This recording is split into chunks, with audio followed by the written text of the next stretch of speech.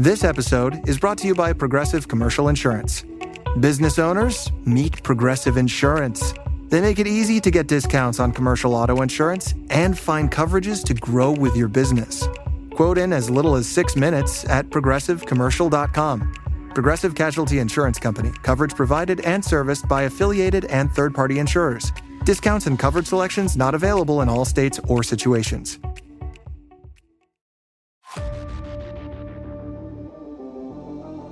This is the FPL Draft Zone, your fantasy team's best signing of the season.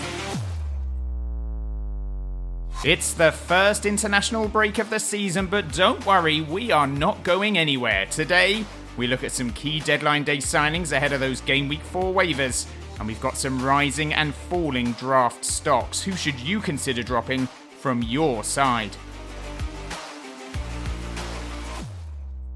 Hello and welcome to another episode of the FPL Draft Zone, a podcast all about Draft FPL.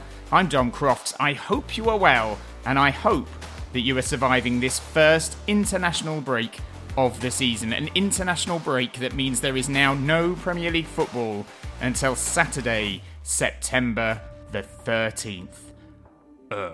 But do not worry, do not fear, because we are here. We're going to look back at those all-important late deals in the summer transfer window. We're going to talk lessons learned from the first 3 game weeks, and we're going to have some stocks rising and stocks falling as well. We're also going to take our first look at the FPL Draft Zone Draft League, so if you're in one of them, you want to be listening until the end. Before we get started though, don't forget to subscribe to the pod if you haven't already, and if you have got a spare 30 seconds, and who doesn't have a spare 30 seconds, it would be amazing if you could give us a 5-star review on Apple Podcasts or some good old words on Spotify or whatever podcast platform you're listening to us on. But right now, let's talk transfers, because this summer window saw more money spent on new signings than ever before in the Premier League. More than £3 billion was spent, and because of the way the fixtures have fallen, draft managers now have a couple of weeks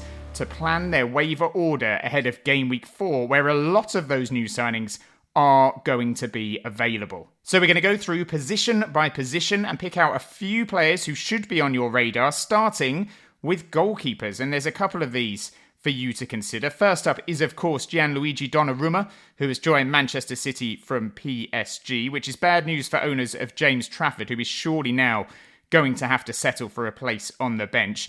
I'm sure you all know all about Donnarumma already, but I think the key thing here to consider is that Pep Guardiola seems to be sacrificing the passing ability of his goalkeepers for the shot-stopping abilities of Donnarumma. Since he joined PSG in 2021, no goalkeeper in Europe has a better save success rate than Donnarumma. He has stopped 74.94% of shots he has faced, and anyone who has owned Manchester City defenders over the last few seasons will know how frustrating it is to see them dominate games, give up very few chances to the opposition, and yet always concede a consolation goal. But now with Donnarumma in goal, I would expect those sort of moments to reduce and for more clean sheets to follow. Now, we have spoken many times on this pod about the lack of importance you should place in keepers on draft, and I do stand by that. But if you can get Donnarumma in as one of your 2 keeper options, I certainly don't think that would be a bad pickup, because I do think he is going to vastly improve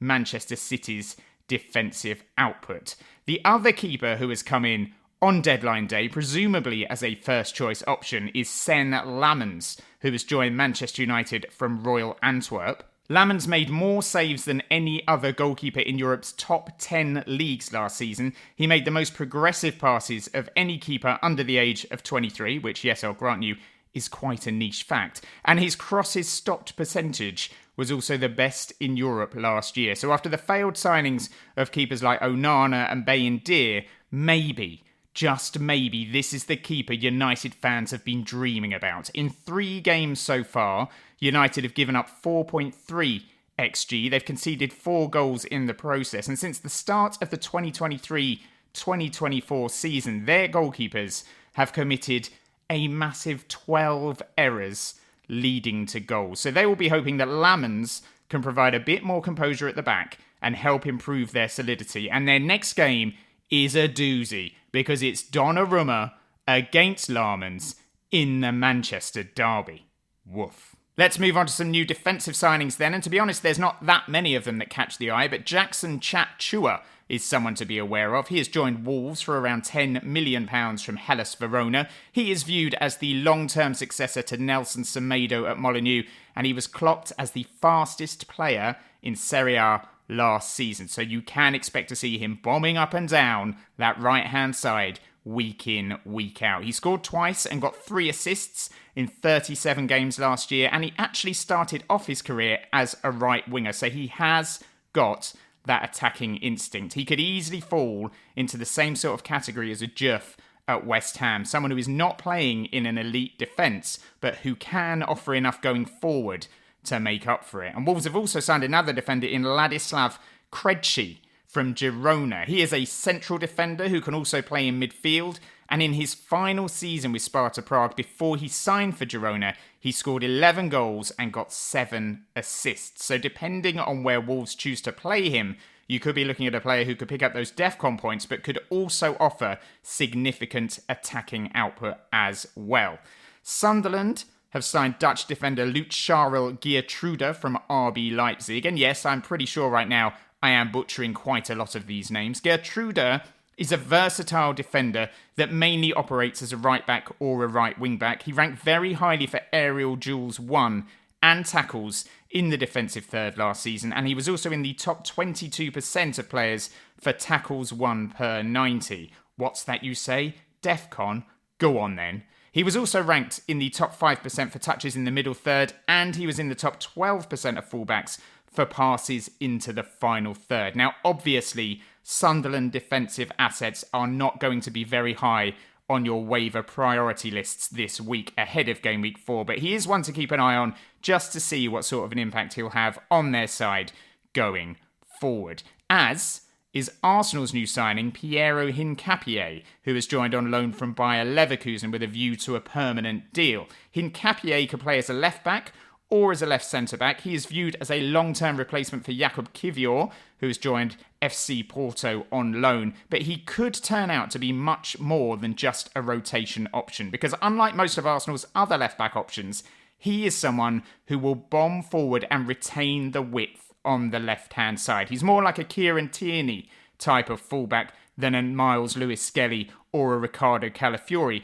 And while that hasn't traditionally been how Arsenal have used their fullbacks, now they've signed Eberechi Eze, who likes to come in from that left-hand side and not stay wide. They are going to need a more traditional defender to keep the width. Last season, Hincapié got 2 goals and 2 assists in 32 games for Leverkusen in the Bundesliga. And while Calafiori has started this season brilliantly, we all know he's got a bit of a ropey injury track record. And if he does get a knock, it will be interesting to see who gets the nod as his replacement, because a lot of draft managers may well have gone all in on Miles Lewis-Skelly on draft night, and yet now he could find himself as the third choice left back at the Emirates. There's a load of new midfielders to consider ahead of game week 4 as well, and let's start with Spurs' new creator Xavi Simons, who has joined from RB Leipzig. He finished last season with 10 goals and 7 assists, and that was despite playing in a side that was really struggling last year, and a whole load of underlying stats suggest he could make a really big impact in the Premier League and hypothetically in your draft team as well. He was one of only 11 players to attempt more than 100 dribbles in the Bundesliga last season. Only 6 players made more long progressive carries, and those often led to an end product as well, with only 4 players in the entire league recording more carries that ended in a goal or an assist than Simons. Only 6 players played more passes that broke the opposition's defensive line, and 5 of them played for the top 2 in the league, Bayern Munich and Bayer Leverkusen. And only 6 players made more line-breaking passes that led to a chance for a teammate. He also got his 10 goals last season from an expected goal total of just 5.1, which you can view as either a negative or a positive, because it means he's either a ruthless killer in front of goal or he's vastly overperforming at a rate that just isn't sustainable. Harvey Elliott has also moved clubs. He's joined Aston Villa from Liverpool. He has been a bit of a bit part player at Anfield since he joined them from Fulham. But in 2023 to 2024, he had his most prolific season for the club. He got 3 goals and 9 assists, but he got that in the minutes equivalent of just 13 games. So what's that? 12 returns in 13 games. And last season, he played just 359 minutes, which is the equivalent of just under 4 games, and he still got a goal and 2 assists. And in this summer's under-21 Euros, he was also named the player of the tournament as England retained the trophy. And in that competition, he had 20 shots at goal and scored 5 of them, including one in the final. He was the second highest scorer in the entire competition. So in terms of output, Harvey Elliott has shown for several years now that if he does get minutes, he does get attacking returns. He will surely be a regular starter for Villa, otherwise I'm sure he would not have agreed to join the club. And with a World Cup on the horizon, I'm sure he will be thinking that he can get into that senior England side. I am really high on his prospects. I think Villa need a lift. I think they need someone with more attacking threat, and I think he could easily become a key player in their side. He could play in the number 10 role behind Ollie Watkins, with Morgan Rogers playing on the left-hand side, or he could play on the right, which is where he did start for England at those under-21 Euros and did so much damage. But either way, I can see him playing week in, week out, and I can see him having a huge impact on Unai Emery's side, which of course they desperately need right now. They're yet to score a goal all season. Xavi Simons is definitely the shiny, new, exciting signing in terms of all the new midfielders, but for me, Harvey Elliott could prove to be one of those under-the-radar picks who could really come up trumps for you long term. And remember, unlike players like Simons, he doesn't need to acclimatise to a new country and a new league. He is Prem-proven and he is ready to light it up. Let's move on to Fulham, who had been fairly quiet in the transfer window until deadline day when they managed to get Kevin into the club from Shakhtar Donetsk. He is a winger who scored 17 goals and got 10 assists in just 57 games for the Ukrainian club. He's also represented Brazil's under-20s, where he has 2 goals in 5 matches. He was named Shakhtar's player of the season last year by the club's fans, and his underlying stats are frankly outrageous. He is in the 99th percentile for successful take-ons, progressive carries, and non-penalty goals, and he also ranks incredibly highly for total shots and non-penalty XG. He's already done the business in Europe this season, scored a couple of goals against Besiktas. Last year he scored against Bayern Munich in the Champions League, and he is a player who could really add some much-needed firepower from midfield for the Cottagers, as of course is their other signing, Samuel Chukwueze, who was signed for Fulham from AC Milan. Chukwueze made more than 70 appearances for Milan. He averaged a goal or an assist every other game, and before he rocked up in Italy, he had a good spell at Villarreal as well, where he got 37 goals and 29 assists in just over 200 games. He is a Nigerian international, and he will be another excellent attacking option for Fulham. Of the two, I would prioritise Kevin, who I think could be one of those players that is a lot of fun to watch and a lot of fun to own, but you can't go wrong with either if you are in a larger league. Crystal Palace have signed Jeremy Pino from Villarreal, and having made his debut against Aston Villa in Game Week 3 as a substitute, he is now available to waiver into your draft team. He is Palace's new number 10, taking over that number from Eberechi Eze, and he will take over Eze's task of being chief creator for the South Londoners as well. He got 45 goal contributions in 175 games for his former club. He's also got 3 goals in 15 appearances for the Spanish national team. He is a creative playmaker who operates off the left-hand side, and with Eze's departure and an injury to Ismaila Sarr that could keep him out for up to 6 weeks, he is surely a guaranteed starter for Palace in their next game against Sunderland at Selhurst Park. He has long been considered a bit of a wonder kid, but he suffered a bad injury a couple of seasons ago, which has allowed Palace to pounce ahead of some higher profile clubs, and he's another player who could really set the Premier League alight if he lives up to his reputation, because he is widely considered to be a brilliant player, and he's already shown in flashes against Villa what he's all about. He's direct, a good passer, an elite dribbler, and just like Kevin, he could be a lot of fun to watch. And then there is Dilan Bakwa as another midfield option. He's signed for Nottingham Forest from Strasbourg. He is another winger which is almost enough to put you off considering him given how many options Forest have on the wings now. But his track record suggests he could be an excellent draft option once he gets in to their starting 11. He has produced double-figure contributions in every full season he has played in senior French football, and in 71 games for Strasbourg, he scored 12 times and got 21 assists. In the first 3 games of this season, he also scored once and got 3 assists, and in the last 2 seasons, he has created 27 big chances for his teammates. So he has the potential to be a bit of an assist machine. As I say, the competition for places at Forest does mean he's probably not worth rolling the dice on just yet, but he is a name you need to be aware of and keep in the back of your mind, because if and when he gets his chance in that Forest first team, he may well become a key player very quickly indeed, and he certainly has the potential to deliver some pretty elite attacking output if and when he does. There are also some other midfielders worth mentioning. Douglas Luiz is another Forest signing. That deal was completed well before deadline day, but if he gets into their starting 11 sooner rather than later, he could turn out to be a great draft asset as well. He didn't do well at Juventus, flopped there in Turin, but in his final season with Aston Villa, he ranked first of all their midfielders for ball recoveries, passes into the final third, shot creating actions, tackles and interceptions, chances created, carries into the final third, and tackles won. And of course, he is also a phenomenal set-piece taker. Scored directly from a few corners, I remember. So he could turn out to be both a DEFCON machine and an attacking output machine as well. And one other player worth a mention is Tyler Dibbling. He's joined Everton. Again, this one was completed a while back, but it is the first chance we've had to talk about him on this show.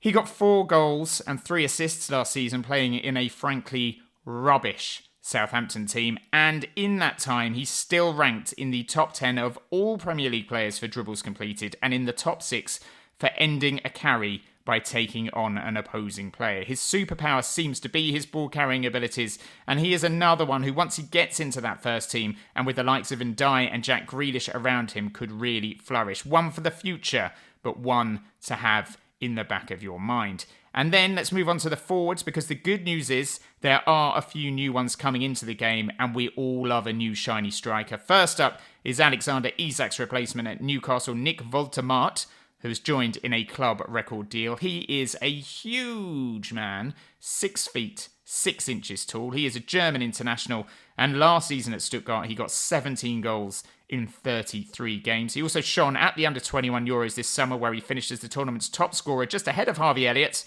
with 6 goals, including a hat-trick against Slovenia. And despite being massive, he's actually quite good with the ball at his feet. He loves a dribble, and he has got, and I quote, a good touch for a big man. Yoane Wissa has also joined Newcastle now on deadline day, and it's him who's been given the number 9 shirt, but I would still probably prioritise Woltermaat as your first waiver option of all the new boys ahead of game week 4, because his ceiling is massive, and given his height, that's probably quite a good thing. Brian Brobby has also moved to the Premier League from Holland, where he swapped Ajax for big spending Sunderland.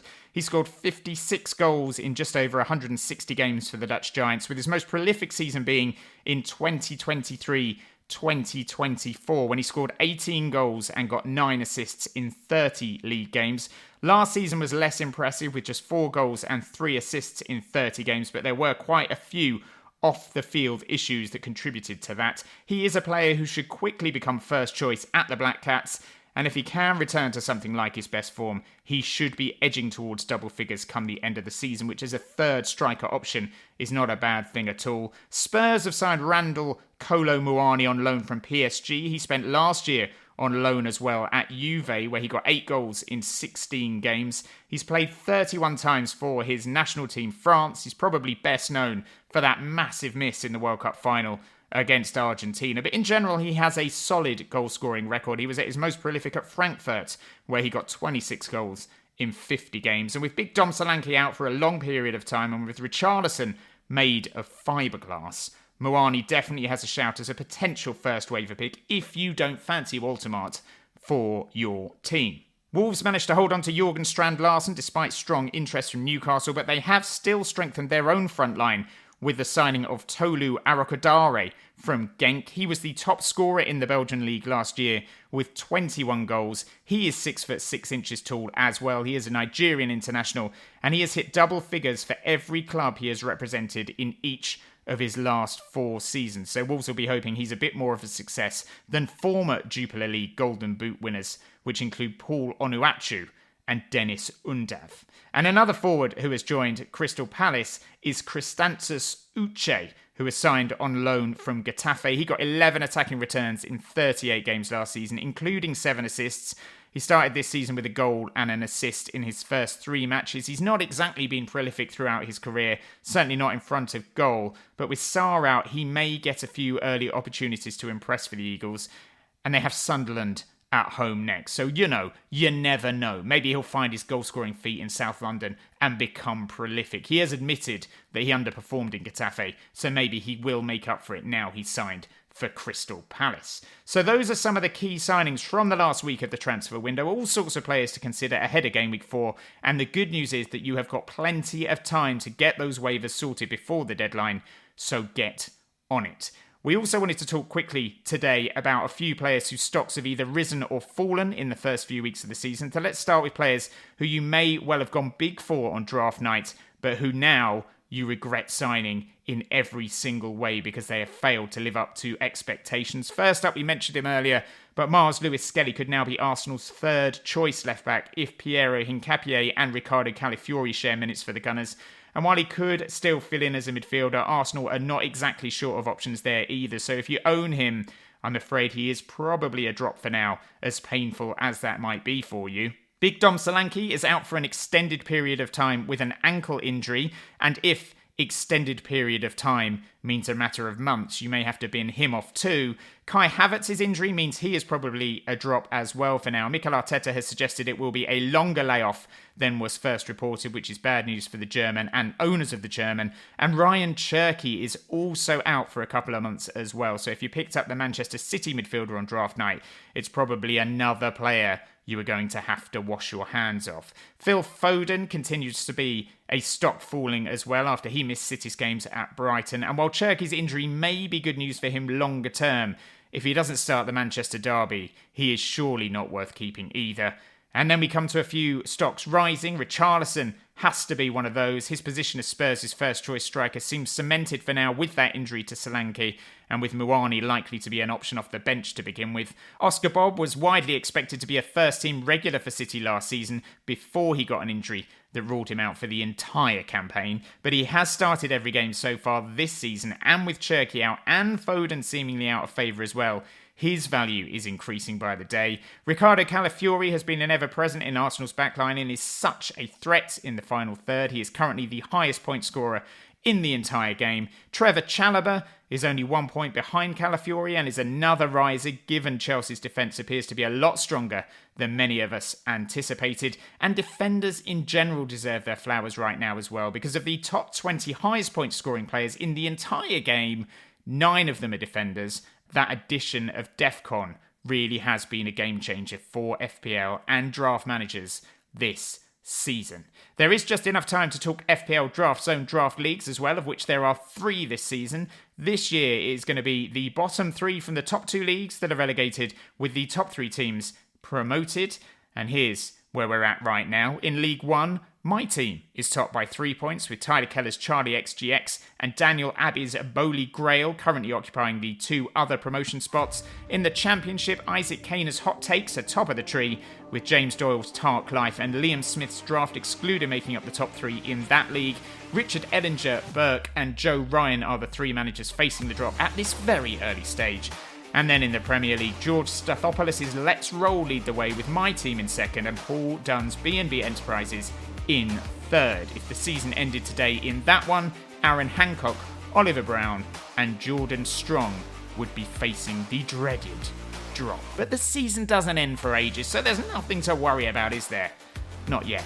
Anyway. Now, what we might do this year is open up a few more leagues in January. So if you do want to be a part of that, let us know. You can either send us a message on X or on Instagram, where our handle is at FPL Draft Zone. You can also reach us on Blue Sky, where we are at fpldraftzone.bsky.social, or if email is your thing, you can get in touch with us at fpldraftzone@outlook.com. If there is enough interest in setting up a few more leagues, we will do so in the new year. And for those managers already involved, we might well do a cup competition in the second half of the season as well, so that managers in the lower leagues can finally come face to face with their Premier League rivals and prove that they are the team to beat. But that is all to come, and that is it for this week. We still have a painfully long time to go before the Premier League returns. We will do a preview pod in a week or so looking ahead to Game Week 4.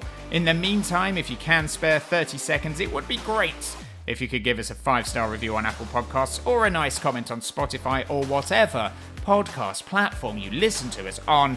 And as for draft, make sure you get those waivers prepped and ready. Maybe weigh up a few potential trades with a rival manager as well. Try and stick one to them when you get the chance. And until next time, it is bye for now.